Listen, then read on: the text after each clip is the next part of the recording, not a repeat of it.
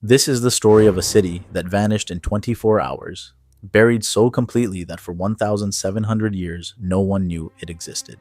And when it was finally discovered, the bodies told a story more horrifying than any historical record. People frozen in their final moments, preserved forever by the volcano that killed them. August 24th, 79 AD. The Roman city of Pompeii wakes to another beautiful summer day. Markets open. Bread bakers fire their ovens. Wealthy Romans attend the public baths. Children play in the streets. Life is normal, prosperous, routine. By tomorrow morning, everyone will be dead. The city will be buried under 20 feet of ash and pumice, and Pompeii will disappear from history for nearly 2 millennia. But the volcanic ash that kills them will also preserve them. Their bodies, their homes, their final meals still on the tables. Everything frozen in the last moments before catastrophe. By the end of this video, you will understand what it was like to live in Pompeii the day before the eruption. You will experience hour by hour the eruption that killed 2,000 people in a single day. And you will see how Pompeii's rediscovery 1,700 years later revealed not just a lost city, but the final moments of everyone who died there, captured forever in volcanic ash. August 23rd, 79 AD. Pompeii is a thriving Roman city of approximately 20,000 people. Located on the Bay of Naples, it is wealthy, cultured, and completely unaware that it has less than 24 hours left. The city is built in the shadow of Mount Vesuvius. First, the mountain dominates the landscape, a massive presence visible from everywhere in Pompeii. But Vesuvius is not feared. It is just a mountain. No one alive remembers it ever erupting. The slopes are covered in vineyards. The soil is fertile. Vesuvius is a blessing, not a threat. Pompeii's wealth comes from agriculture and trade. The rich volcanic soil produces excellent wine and olive oil. The city's location on major trade routes brings merchants from across the Roman Empire. Pompeii has theaters, temples, public baths, luxurious homes with elaborate frescoes and mosaics. The city is also a hub of production. Archaeologists have identified over 35 bakeries operating within Pompeii's walls, far more than a city of its size would need for local consumption alone. The surplus was sold across the region. The fish sauce industry, garum, was equally significant. Factories along the city's edge processed enormous quantities of fermented fish, producing the condiment that Romans used the way modern people use salt. Pompeii's garum was exported across the empire. Amphorae, stamped with Pompeian producers, have been found as far away as Britain and North Africa. This was not a sleepy provincial town. It was an economic engine, a manufacturing and distribution center integrated into the Roman world's commercial network. On August 23rd, life is normal. The Forum, the city's central plaza, bustles with activity. Merchants sell goods, politicians conduct business, priests perform rituals at the Temple of Jupiter. Everything operates as it has for generations. In the wealthier homes, slaves prepare the day's meals. Families gather for breakfast, bread, cheese, fruit. Some households have garum, the fermented fish sauce Romans love. Life is comfortable, predictable, secure. But there are signs. Small signs, ignored signs. The wells are acting strangely. Some have less water than usual. Others smell sulfurous. People notice but do not understand the significance. This is not recognized as a volcanic warning. It is just an inconvenience. There are small earthquakes, tremors that rattle dishes and crack plaster. Pompeii experiences these occasionally. A major earthquake damaged the city 17 years earlier, in 62 AD. Repairs are still ongoing in some buildings. Tremors are annoying but not alarming. They are part of life in this region. Animals behave oddly. Dogs bark more than usual. Birds fly erratically. Livestock seems nervous, but humans do not recognize this as warning. Animals are always unpredictable. Deep beneath Vesuvius, magma is rising. Pressure is building. Gases are accumulating. The mountain is preparing to explode. But on the surface, life continues normally. What makes the situation especially tragic is that Pompeii had already received a serious warning 17 years earlier. The earthquake of 62 AD was catastrophic, collapsing major buildings, cracking aqueducts, toppling temples. The philosopher Seneca wrote about it in detail, describing the terror of the population, but the city rebuilt. life resumed. And in rebuilding, Pompeii sent itself a subtle message. Disasters happen, but they pass. The mountain does not kill. You survive, you repair, you continue. That collective memory of survival made the warning signs of August 79 even easier to dismiss. Pompeii had faced catastrophe before, and endured. Why would this time be different? As the sun sets on August 23rd, Pompeii prepares for night. Shops close. Families gather for evening meals. Some attend the theater for entertainment. Others visit the baths. The city settles into evening routine. No one knows this is the last normal day Pompeii will ever see. Tomorrow, the mountain will explode. And this city, this vibrant, wealthy, beautiful city, will cease to exist. August 24th, 79 AD, shortly after noon, the mountain explodes. The eruption begins with a massive explosion that blows the top off Vesuvius. A column of ash, rock, and gas shoots 20 miles into the sky. The sound is deafening. Heard across the entire Bay of Naples region, the ground shakes violently. In Pompeii, 7 miles from the volcano, people look up in horror. The sky darkens rapidly. What was a sunny afternoon becomes twilight, then darkness. The ash column rises like a gigantic black tree, spreading at the top into what one witness will later describe as a pine tree shape. That witness is Pliny the Younger. He is 17 years old, staying with his uncle, Pliny the Elder, commander of the Roman fleet, at Misenum, across the Bay of Naples, roughly 20 miles from the volcano. He watches the eruption column rise and later writes 2 letters to the historian Tacitus describing exactly what he saw. Those letters are the only surviving eyewitness account of the eruption. Without them, we would have almost no written record of how the disaster unfolded hour by hour. Pliny, the Elder himself, died during the eruption, sailing toward the volcano to attempt a rescue and to observe the phenomenon more closely. He was killed, likely by toxic gases, on the beach near Stabiae. His nephew survived to write the account that historians still rely on today, nearly 2,000 years later. Pumice begins to fall. Small rocks, light, porous volcanic stone, rain from the sky. At first, they are small, the size of pebbles. People can brush them off, avoid them, but the pumice fall intensifies.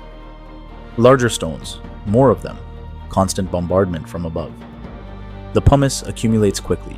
Within an hour, the streets have several inches of pumice covering them. Within 2 hours, a foot. The pumice is light but voluminous. It piles up like snow, but it is rock. Hot rock. Roofs begin to collapse. Roman buildings have flat or gently sloped roofs not designed for heavy loads. As pumice accumulates, 1 foot, 2 feet, 3 feet, the weight becomes unbearable. Roofs cave in, crushing anyone who stayed inside. People make desperate decisions. Do they stay indoors and risk roof collapse? Do they run outside and face the pumice bombardment? There is no good choice. Both are deadly. Many choose to flee. They grab what they can, jewelry, coins, treasured possessions, and run. But where? The roads out of Pompeii are clogged with people, animals, carts. Everyone is trying to escape simultaneously. The pumice makes movement difficult. It is like running through deep sand, except the sand is falling from the sky and getting deeper every minute. Some try to reach the harbor hoping to escape by boat, but the sea is violent. The eruption has triggered tsunamis and surges. Ships cannot launch safely. The harbor is chaos. The ash and pumice create complete darkness. By mid-afternoon, Pompeii is pitch black. People cannot see where they are going. They stumble, fall, are buried by pumice. The air is thick with ash. Breathing is difficult. Every breath fills the lungs with fine volcanic particles. For approximately 18 hours, the pumice fall continues. The city accumulates 9 to 10 feet of pumice. Buildings collapse. Streets are unrecognizable. Pompeii is being buried alive, 1 inch at a time. But this is not what kills most people. The pumice is terrifying, destructive, and deadly for some, but the real killer is yet to come. At approximately 6:30 a.m. on August 25th, about 18 hours after the eruption began, the eruption column collapses. The massive plume of ash and gas that has been shooting into the sky loses energy. It can no longer sustain itself. Gravity takes over, and 20 miles of superheated ash, rock, and gas collapses back down the side of the volcano. This creates a pyroclastic surge, a ground-hugging avalanche of superheated gas and ash traveling at 100 plus miles per hour. The temperature is over 500 degrees Fahrenheit. Nothing can outrun it. Nothing can survive it. The first pyroclastic surge races down Vesuvius toward Herculaneum, a city closer to the volcano than Pompeii. It hits Herculaneum at approximately 1 a.m. Everyone still in the city dies instantly. The heat is so extreme it vaporizes flesh. Herculaneum is buried under 60 feet of material, but Pompeii is farther away in a different direction. The first surge does not reach it. Pompeii has a few more hours. At approximately 7:30 a.m. on August 25th, a second, larger pyroclastic surge sweeps toward Pompeii. This surge is more powerful than the first. It flows over the city walls, fills the streets, penetrates every building. The people who survived the 18-hour pumice fall, those who found shelter in stone buildings, who hid in underground chambers, who thought they were safe, are killed in seconds. The pyroclastic surge does not burn like normal fire. It is superheated gas and particles. It kills through heat shock. The temperature is so extreme that blood boils, muscles contract violently, brains vaporize. People die in the positions they were in when the surge hit, curled in corners, covering their faces, holding loved ones, trying to protect children, running. The surge freezes them in their final moments. Among those who perished were people who had made what seemed like rational choices. One group, now known as the Ring Lady and her companions, was found near the Stabian Gate, the main road south out of the city. They had gathered jewelry, coins, and a key. They were clearly preparing to flee. They had made the right decision. They simply ran out of time. Another group was found in a large villa outside the city walls, a place they presumably believed would be safer than the dense urban center. They were wrong. The surge reached them too. Distance from the city center offered no protection against a force that moved at the speed of a hurricane and killed on contact. But it does not just kill them, it preserves them. The ash and pumice that bury the bodies create molds. The soft tissue decays over centuries, but the ash creates a cavity in exactly the shape of the body. 1,700 years later, when excavators pour plaster into these cavities, they will recreate the bodies in perfect detail, capturing expressions, clothing, even the agony on their faces. A woman tries to shield her child. A family huddles together. A man covers his mouth against the ash. A dog chained to a post, unable to escape, dies thrashing. All preserved, all frozen, all waiting 1,700 years to tell their stories. By mid-morning on August 25th, Pompeii is silent. The eruption continues for hours more, burying the city under 20 feet of ash and pumice. But everyone is already dead. The city that woke up yesterday morning is gone, erased, buried, forgotten. For the next 1,700 years, no one will know Pompeii ever existed. Vegetation grows over the ash. The land is farmed. People live on top of the buried city without knowing what lies beneath. Pompeii becomes myth. Ancient texts mention a city destroyed by Vesuvius, but no one knows where it was. The city disappears from geography, from maps, from memory. But beneath the ash, Pompeii waits, perfectly preserved. Frozen in August 79 A.D. A time capsule that will eventually reveal the final day of the Roman Empire's most famous lost city. For 1,700 years, Pompeii remains buried and forgotten. The ash and pumice that killed the city also preserve it perfectly. No air, no moisture, no decay. Everything remains exactly as it was on August 25th, 79 AD. The area where Pompeii once stood is farmed. People build homes. They know the region has volcanic history. Vesuvius has erupted several times since 79 AD, most notably in 1631. But no one suspects that beneath their feet lies an entire Roman city, perfectly preserved. The rediscovery begins by accident in 1748. Workers digging a well near the town of Cavita strike stone structures. They find walls, coins, frescoes. Something significant is buried here. Early excavations are crude. Workers dig shafts and tunnels, looking for treasures, statues, jewelry, valuable objects. The historical significance is secondary. The focus is on looting, not archaeology.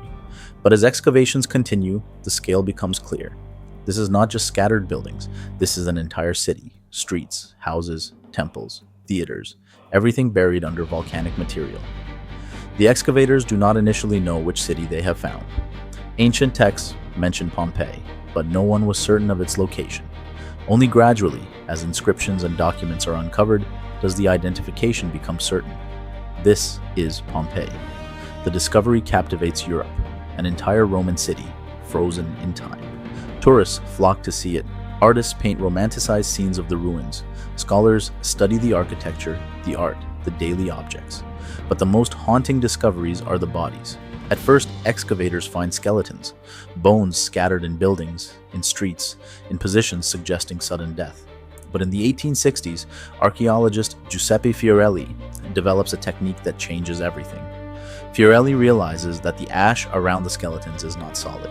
There are cavities, hollow spaces where bodies once were. The soft tissue has decayed, but the ash created a perfect mold of the body at the moment of death. Fiorelli invents the plaster cast method. When excavators find a cavity, they carefully pour liquid plaster into it. Once the plaster hardens, they remove the surrounding ash. What remains is a perfect replica of the body, capturing not just the posture, but facial expressions, clothing folds, even the agony of the final moments. The results are horrifying and mesmerizing. The casts show people in their final seconds. A man crouched with his hands over his face. A woman clutching her child. Families huddled together. People who died trying to shield themselves from heat and ash. One famous cast shows a dog, chained to a post, unable to escape. The dog died, trying to break free. The cast captures the animal's desperate struggle, body twisted, legs extended, mouth open. The casts are not peaceful deaths. These are people who died in terror and agony, faces contorted, bodies in defensive positions. The pyroclastic surge gave them no time. Death was instant, but clearly agonizing. The excavations also reveal the city's wealth and culture. Homes with elaborate frescoes, some showing erotic scenes that scandalized Victorian archaeologists. Mosaics with intricate designs. Bakeries with bread still in the ovens. Bars with wine jars still on the counters. Graffiti on walls. Political slogans, declarations of love, crude jokes. Pompeii becomes a time machine. It shows Roman life not through the filter of official histories or monuments, but through the mundane reality of a working city. The graffiti reveals that Romans had the same concerns as modern people: politics, love, money, gossip. The excavations also reveal social stratification: wealthy homes with private baths and gardens, modest homes packed tightly together, shops and workshops where craftsmen lived and worked, brothels with explicit frescoes. The city shows Roman society in all its complexity. Modern archaeology at Pompeii is more careful, more scientific. Excavations proceed slowly. Each artifact is cataloged, analyzed, preserved. New technologies reveal details invisible to earlier excavators. Ground-penetrating radar maps buried structures. Chemical analysis determines what people ate, what they traded, how they lived. The most significant recent development is the Great Pompeii Project, a major Italian government initiative launched in 2012 to halt the site's deterioration and expand excavations using the most advanced scientific methods available. Under this project, archaeologists have uncovered entirely new sections of the city that had never been touched. In 2019, excavators found a ceremonial chariot, perfectly intact, decorated with bronze and tin inlays, still in the stable of a wealthy villa. In 2021, they uncovered a fast food counter, a thermopolium, with food residue still visible in the serving bowls after 2,000 years. Traces of duck, pig, fish, snails, and wine were identified through chemical analysis. In 2023, a room was discovered containing the skeletons of slaves, small, cramped with straw mattresses and wooden storage boxes. A reminder that beneath Pompeii's prosperity, an entire class of people lived without freedom, without rights, without names in the historical record. The city's preservation captures not just its glory, but its inequality. The bodies continue to tell stories. DNA analysis reveals family relationships. Bone analysis shows diet, health, social status. The position of bodies shows final moments: who tried to flee, who sought shelter, who died protecting others. Pompeii is not fully excavated even now. Approximately 1/3 of the city remains buried. Archaeologists deliberately leave sections unexcavated, knowing future technologies will allow better preservation and analysis than current methods. The site is a UNESCO World Heritage Site, attracting millions of visitors annually. People walk the streets where Romans walked. They see the homes, the temples, the theaters. They stand in the forum where politics and commerce occurred 2,000 years ago, and they see the bodies, preserved in their final moments. Not abstract historical figures, but real people whose lives ended in terror on August 25th, 79. D. Pompeii teaches that catastrophe is instant, that cities can vanish in a day, that warning signs are often ignored until too late. The tremors, the strange well water, the nervous animals, all were signals that disaster was imminent. But no one recognized them. The preservation of Pompeii is both a tragedy and a gift. The volcanic ash that killed everyone also saved the city from decay, from looting, from the gradual destruction that claimed most ancient cities. Pompeii exists today because of the disaster that destroyed it. The bodies are reminders of mortality and fragility. These were people like us, living their lives, unaware that today was their last day. They made breakfast, went to work, conducted business, gossiped, loved, argued, and then they died. All of them, in one day. Pompeii is a monument to the dead, but it is also a window into life. We know more about daily life in ancient Rome from Pompeii than from anywhere else, not because Pompeii was special, but because it was ordinary. It was a normal Roman city that happened to be perfectly preserved by catastrophe. The city that disappeared in a day was found 1,700 years later. And in the ash beneath the pumice, in the cavities where bodies once lay, Pompeii tells its story. Not through monuments or official histories, but through the frozen final moments of 2,000 people who never knew their deaths would preserve their lives forever.